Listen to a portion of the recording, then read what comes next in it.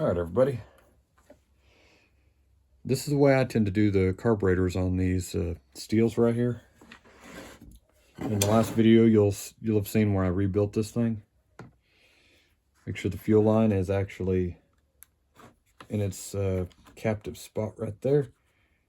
I don't think I have any more fuel lines for the 044s or 460s, but we'll see. I think that one's still pretty good. It seems to be pretty pliable. Make sure they're lined up. All right. So it went into the impulse and it went into the fuel line. Now here's the tricky part that people tend to have a problem with. Let me wipe this off. It's got cobwebs and crud and muck from everything. Now what I didn't show this morning when I came out here and started working on this, I'm going to try and clean this off where somebody wrote Haas with a paint marker.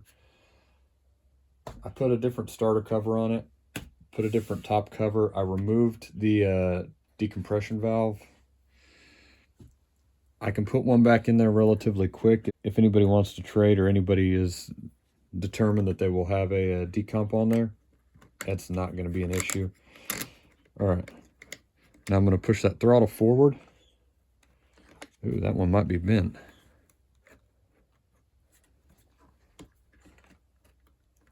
Actually, right there it is. It wasn't bent, I just didn't have it in all the way. All right.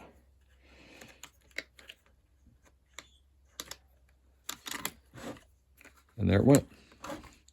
I've got the rubber in, got that in. I have full throttle motion right there. Interlock works. All right. Now I've cleaned this off already a little bit.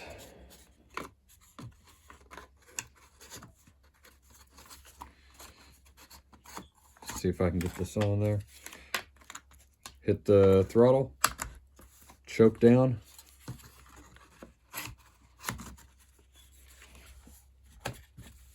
All right, that went in. And that's gone in. Oh, almost forgot something. Let me pull this back out real quick. All right.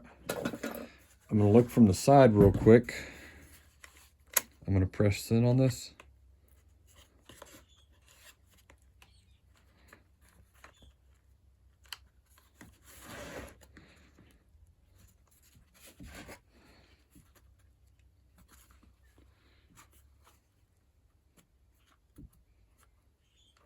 There it is. That's all the way in. Now I've got a couple more little things I need to do. Like I'm going to put the bumper spikes on. The dogs. I'm only putting one set because I only have one set. Or at least the hardware to mount one. Where did I set that? Oh, I'll bet that's in my... Yeah. We'll go this route. All right. Clearly, I've still got to put a clutch drum on,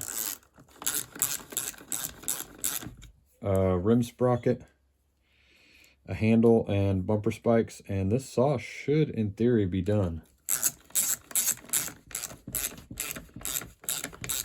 If I don't end up trading it, I will probably still keep this thing. I'll put a different handle on there. There we go. Snugged up. Snugged up. And I'm not leaning into that. It probably looks like I'm bearing down harder than I am, but I'm pulling just a little bit to make sure it's all the way bottomed out. I'm not actually trying to break them off. All right. Choke. Throttle lock. Kill switch. This is going to be a pretty good saw. All right. I need to run inside real quick. I'm going to get a couple things and I'll be back momentarily. All right, so what we're gonna do now, I've officially got a clutch drum. Somewhere around here I have a 7-tooth 3/8 sprocket. Yep, right here. Brand new 7-tooth 3/8. All right, let's do this first.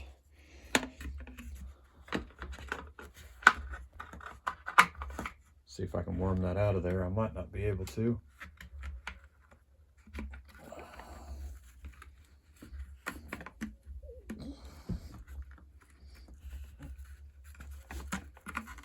Here it comes. Ooh, that smells ripe. Yeah, it's that cross between the smell of gasoline and kerosene. Brand new fuel filter right there. I'm gonna see if this fuel cap's okay. It feels like it, but this thing's pretty trashed. I just went in the trash can right there.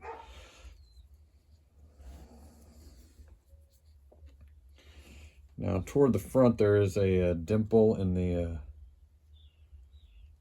case.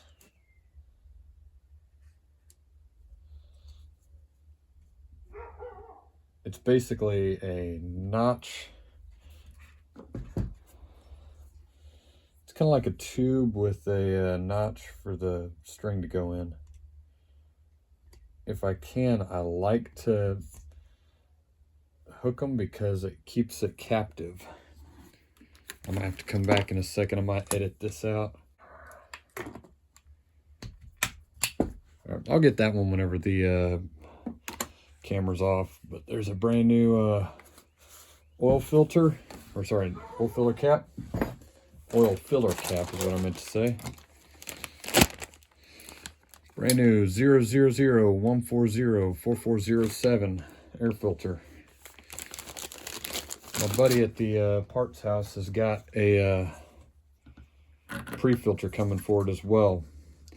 I know it reduces your power just a little bit, but we're cutting firewood around here where I'm at. A lot of people love to run a pre-filter. If anybody wants to discuss trading for this saw or anything like that, I can swap this out with one that doesn't have a ding in the corner. But the only other one I've got on hand right now is shattered. So one corner ding I think is okay for test run purposes. All right. A brand new OEM STIHL brand clutch drum bearing. Now, the way I like to do these, I don't like too much, but I like to put just a little glob of grease. You can see that, see how it's got the little cutaway in the centers? You're just putting just a little bit in there. Just a little bit. You don't need too much.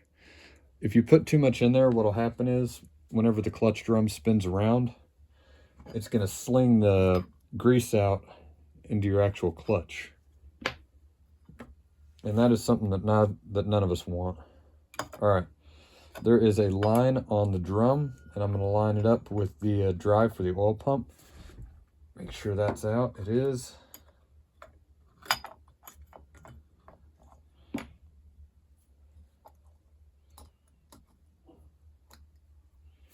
There it went. And then the washer and the clip. But first, some of you were probably saying to it, if you're watching, that I need to put the sprocket on there, and you would be correct. There we go. All right.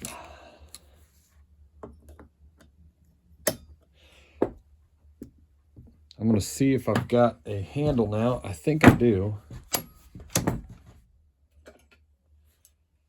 First, let's see if we can get a set of bumper spikes on this thing, because of course it needs a little bumper spike. I'll see if I can find a chain catcher as well. I honestly don't think I have a whole chain catcher anywhere in any of the bags or any of the parts piles, but I'm going to see here in a bit. I've been looking forward to it kind of all week. Somebody is wanting to trade for a clone 660.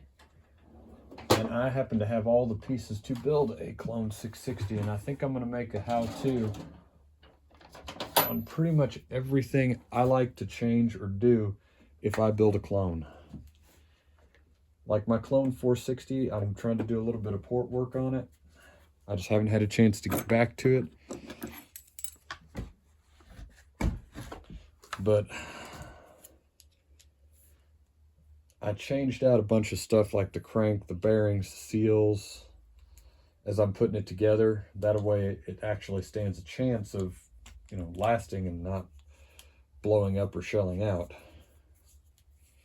So I turned it into a pretty reliable saw for bucking up trees. If I was a professional cutter like a arborist or a logger, I probably wouldn't run one, but just for what I do once in a while, it's actually pretty fun. All right, here's where some people struggle. Let me get that out of there. Just making sure it's cleaned off. All right. Now this is one of the really good lock nuts. You can tell the end of it is egg-shaped. That is intentional from the factory.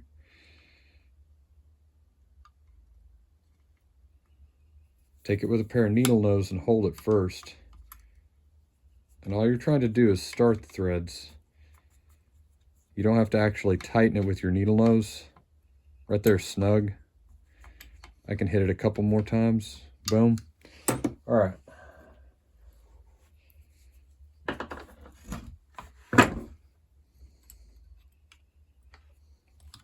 Like I said, I'll see if I can find a chain catcher. I might have one in a supply pile somewhere, but I don't have it right now, so we're not going to worry about it at this particular moment. What we are going to worry about is getting the thing started. I don't really need the bumper spikes, but I would rather not have to come back to install them if I say want to throw it in a log or something.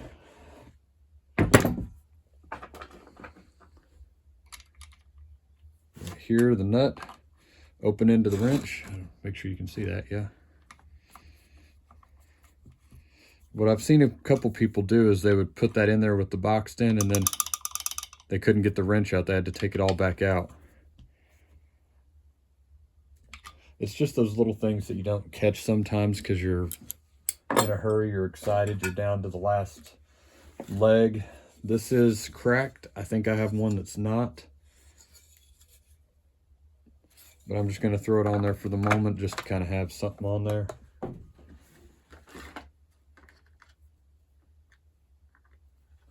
There we go.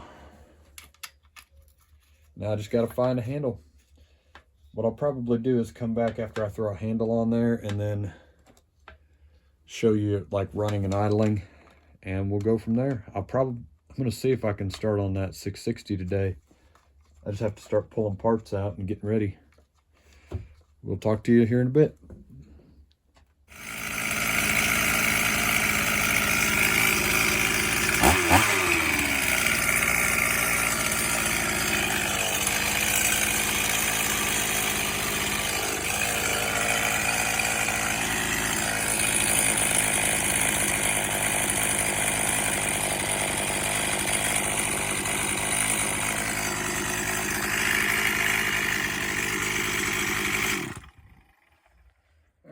So that thing started probably on the 5th or 6th pull with choke. I've had to fatten up the low side a little bit and also raise the idle. I'm going to end up lowering that idle just a little bit more. I had it to where it was idling to where I will never recommend this, but if you wanted to hazard like touching the side of the clutch drum, like you don't want to grab it, but you can just like touch it with your finger. If you can catch it and make it stop spinning without hurting yourself or burning yourself, that's a good way to indicate if your idle's good. Alternatively, I like to tune them a lot of times with the bar on them. You never touch the chain, never even think about touching the chain. But when the chain like keeps spinning for a second, but then it stops, that's actually normal. Like when you let off the throttle, the chain comes to a stop. It doesn't sit there and keep dancing around the bar. You've got your idle set right. All right, but I think I'm pretty well done with this for right now. And later I will put a 25-inch bar on this and give it a test cut and see what I think of it.